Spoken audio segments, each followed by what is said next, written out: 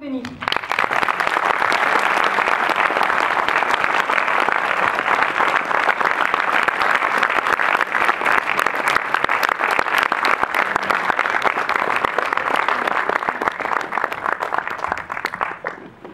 Bonjour à tous. Bonjour. Ça s'est bien passé? Ouais. Merci à tous d'être là ce soir. Donc, je suis arrivé à la fin parce qu'on avait des urgences. Merci beaucoup d'être venus à cette avant-première. Ça nous fait très plaisir, surtout que la salle est bien remplie. J'espère que ça vous a plu, que ça paraît... voilà, Oui. Oui. Bien. J'ai quand même une petite question avant de commencer, parce que normalement c'est une question-réponse, c'est dans l'autre sens, c'est vous qui posez des questions et nous qui demandons des réponses. Moi j'ai quand même une question, parce qu'il y a un truc que je comprends pas, c'est que vous les mecs, quand vous vous séchez le matin après une douche, vous faites pas comme Cannes, moi je fais comme ça et apparemment c'est... ça choque tout le monde. Donc on est là, on est avec vous, on est OP pour si vous avez des questions, c'est avec plaisir qu'on y répondra.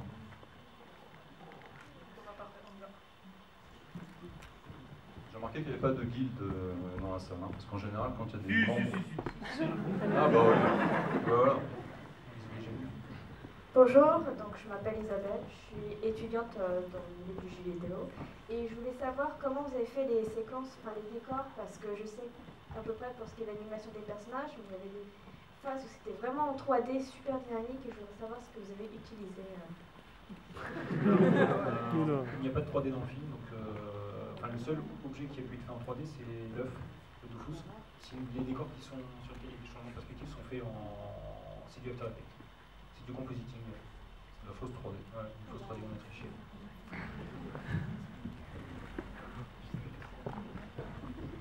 Bonsoir, étudiante aussi dans le milieu commerce, jeux vidéo, tout ça, tout ça. Des étudiants dans la salle ce soir.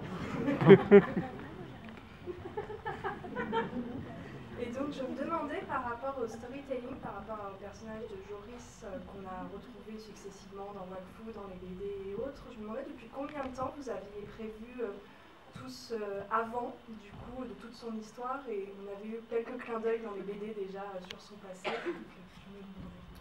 En fait, on a, depuis 2009, on a commencé à bosser sur le script en 2009, et ce personnage, en fait, il a été créé à ce moment-là. On s'en est pas très bien sorti au début à l'écriture sur le long métrage, parce que c'était compliqué. Et on a lancé la série que tu as peut-être vue, au Trésor de Kérubim, alors qu'on avait créé qui arrivait avant le film, mais on l'a créé avant pour le film, le personnage. Donc ça fait déjà 6-7 ans qu'on l'a dans les cartons et qu'on réfléchit à son histoire. Ouais, il préexistait déjà dans la série Wakfu, bien il avait fait des premières apparitions, pour les connaisseurs. Oui, bonsoir, bravo pour ce très bon moment de divertissement. Donc moi je suis chercheur en médias et je me pose des questions autour de la métaphore un peu finale de ces spectateurs qui sont au jeu non pas du cirque, mais en tout cas au jeu collectif, et dont l'âme est absorbée par ces œufs et qui leur est restituée par le pouvoir d'une réconciliation entre deux âmes séparées.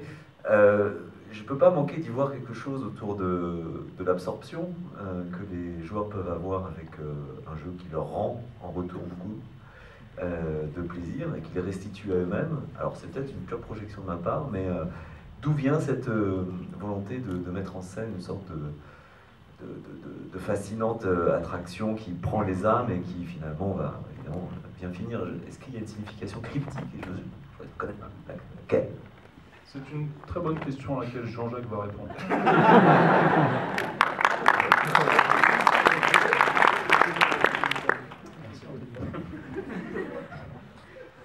En tout cas, en réalité, la projection des âmes ne sont pas tellement liées au jeu. Effectivement, la scène se passe dans un stade, mais c'est vraiment dû au maléfice de Judith, donc, qui aurait pu piéger un autre lieu, en tout cas, qui avait besoin de piéger des âmes pour réincarner Jash. Ouais. Pour faire simple, on n'a pas travaillé à la métaphore. Pour être honnête, hein. J'aimerais beaucoup dire le contraire, mais en fait non. Par contre, on voulait travailler vraiment sur la rédemption de la vilaine. Enfin, la vilaine n'est pas si vilaine que ça, comme vous avez pu le voir. Et nos méchants, on aime qu'ils puissent, comment dire, qu'ils puissent être finalement assez sympas en fait, et que tous les méchants qu'on travaille, enfin les méchants qu'on travaille régulièrement dans notre univers, on fait systématiquement en sorte qu'ils puissent être compris dans leur folie et ils gagnent régulièrement. Contre les gentils, là, elle gagne en fait. C'est juste qu'à la fin, voilà, elle a son acte de rédemption. Mais on n'a pas... Mais je vais réfléchir, parce que si on me repose la question, j'aurai une meilleure...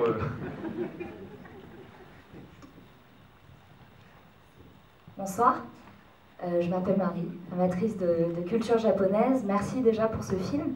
J'aurais une question, j'ai cru reconnaître un peu d'inspiration Chobits, même du Olivier Tom dans le match où ça court sur des kilomètres et des kilomètres. Et j'aimerais savoir à quel point en fait la culture japonaise ou au sens plus large asiatique peut vous être inspirante. Est-ce qu'elle reste esthétique ou est-ce qu'elle peut carrément être déterminante dans votre scénario?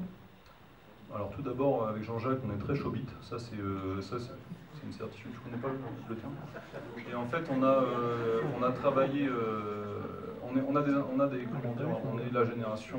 Bon, Jean-Jacques est beaucoup plus vieux que moi, hein, mais quand même, on est la génération Club Dorothée. Donc on a été, moi ado, j'ai mangé du Ranma 1,5, j'ai mangé du Chevalier de Zodiac, du Ken Survivant, même si c'était violent et que maman n'aimait pas. On est très proche de ce qui peut se faire au Japon, parce qu'en plus on aime beaucoup l'un comme l'autre. Je parle un peu pour toi, Jean-Jacques, tu m'arrêtes si j'adore ça. Voilà. Et on est très friand de l'animation traditionnelle dans son ensemble. Et c'est vrai qu'au Japon, en tout cas pour moi... C'est un peu les derniers à continuer à faire de l'animation traditionnelle, hein. Mais c'est vrai qu'on a mangé des séries.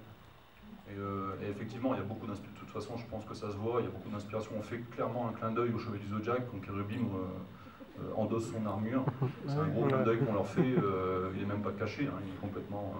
et même plus que même dans les séries d'animation, on a été très influencé aussi par les films hongkongais de Kung Fu, de réalisateurs comme Tsui Hark, qui a réalisé des films comme notamment The Blade, donc, qui nous a énormément inspiré pour la scène d'action dans la boutique de Cherubim contre Judith. Donc si vous ne l'avez pas vu, pas le film avec Wesley Snipes en vampire.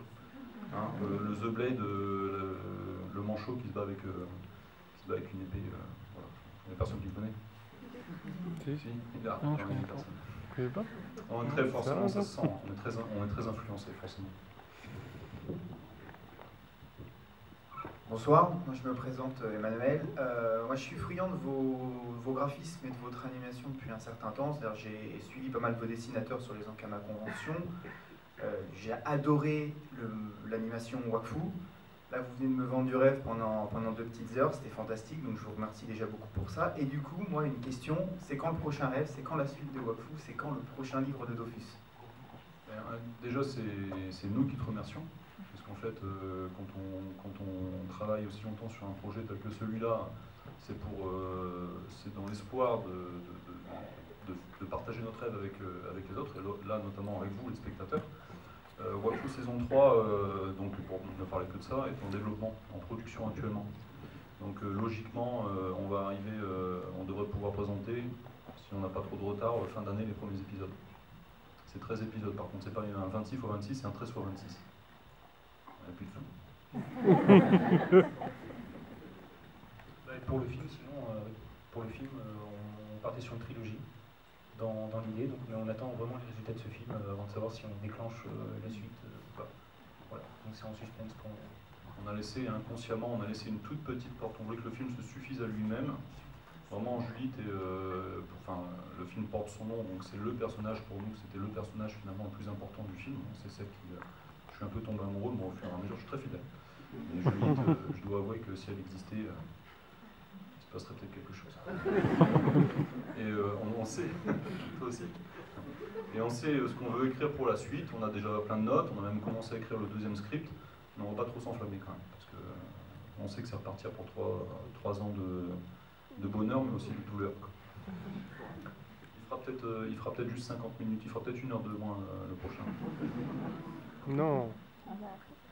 Bonsoir, une question et puis une toute petite remarque. Comment on gère dans un scénario comme ça le côté comédie, burlesque, drame, parce qu'il y a quand même des moments très forts, et puis on a quand même des personnages qui arrivent ivres morts au climax final, c'est quand même particulier. Je vois pas de qui vous parlez. Et la question, moi, qui a volé ces Dofus?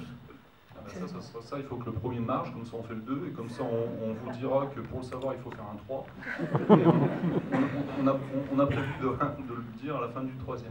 Et c'est vrai qu'avec Jean-Jacques, notre objectif, après c'était, c'est ce qui est compliqué dans le film, c'est ce qui était compliqué, et qui en fait un film, finalement un film atypique, et on le dit, on le dit régulièrement, c'est un ovni, un objet filmique non identifié, c'est qu'on a vraiment essayé de mélanger les genres, la comédie, l'action et en mettant une pointe de drame. Et c'est vrai que c'est ce côté-là qui était vraiment compliqué à mettre en place parce qu'il y a des moments où on dédramatise à fond et il y a des spectateurs qui parfois nous font des réflexions comme qu'est-ce qu'il vient foutre là ce slip?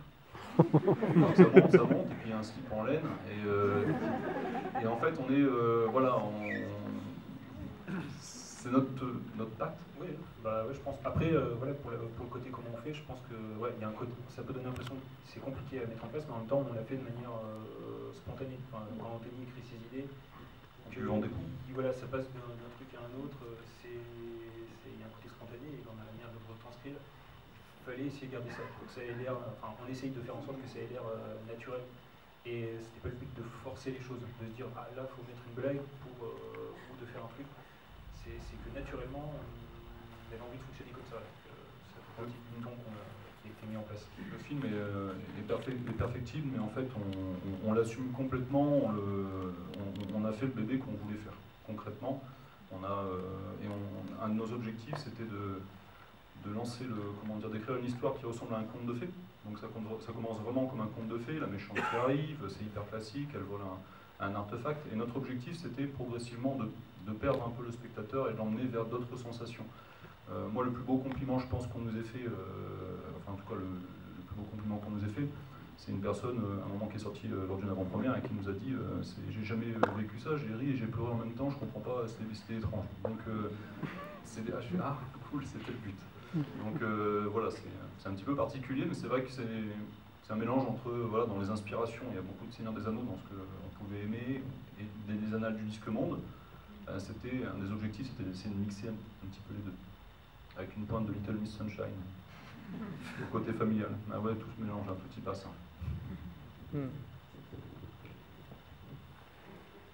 Bonsoir, je suis assez jeune, je suis âgé de 16 ans. Excusez-moi pour je fais plus. On me le dit souvent. Honnêtement, je ne pense pas avoir les termes nécessaires pour exprimer en soi ma question, mais en observant justement les différents protagonistes qui étaient présents dans ce long métrage que vous avez pu réaliser, qui pour ma part est excellent, on aborde en fait dans cette histoire des thématiques en fait plus ou moins sérieuses, avec la mort justement, enfin la pseudo-mort de Kérubim, et après justement il y a une espèce de transition on revient directement au contexte de l'histoire, il faut récupérer justement le Dofus, et comme si de rien n'était, justement, et justement le Yop, justement, bon... Pleine carcasse. Ouais, voilà, je veux dire. Bah, il était là pour ajouter cette touche d'humour, et ça rattrapait, ça faisait une espèce d'harmonie. Et ces personnages-là, surtout le Yop, bah, je l'ai beaucoup aimé. Ça vous a pris combien de temps environ pour l'élaboration des personnages, pour le character design? Le character design, c'est Xavier Houssin, qui est notre designer attitré depuis le début d'Ankama, donc à savoir une quinzaine d'années. Ça en fait un vieux con comme moi maintenant. Et lui, il a passé, je pense, 3-4 ans, quand même, il a perdu une partie de sa vie sur ce projet. Et sur le design pur, c'est 3 bonnes années du côté de Xav. Et en fait, sur les personnages, pour répondre sur la question de la caractérisation des personnages, on écrit que ce qu'on vit ou que ce qu'on connaît. En tout cas, moi, c'est un petit peu ça, c'est un petit peu comme ça que je le ressens. Et tous les personnages qu'il y a dans le film, peut-être pas tous, parce que, voilà, mais la plupart, ils nous entourent. C'est des copains qu'on a, des gens de la famille. On a ceux qui se reconnaissent d'ailleurs, ils nous en veulent par moment. Mais voilà, on a travaillé de cette façon-là en observant les gens avec voilà, et puis en essayant de choper des émotions, en essayant de choper des choses. Et puis la vie, c'est pas que du rire ou du drame ou tout ça, c'est un ensemble de choses. Donc c'est ce qu'on voulait faire dans le film, c'était juste encore une fois mélanger les émotions par rapport à ça. Donc c'est vrai que Can Carcasse, c'est le bouffon de service. C'est pas forcément, je suis content qu'il te plaise, parce que moi je l'aime beaucoup, moi je me retrouve pas mal, je suis pas un dragueur, attention, hein, mais je me retrouve pas mal dans sa connerie, voilà, c'est celui où j'avais le moins de problèmes pour écrire ses dialogues. Avec Jean-Jacques, je pense que c'est un autre personnage un peu chouchou aussi. Et s'il n'est pas là, le film est très sombre. Donc il fallait vraiment qu'il soit là pour faire un peu le con, sinon c'était très très dark. C'est vraiment, il est là pour dédramatiser. Et il a 16 ans.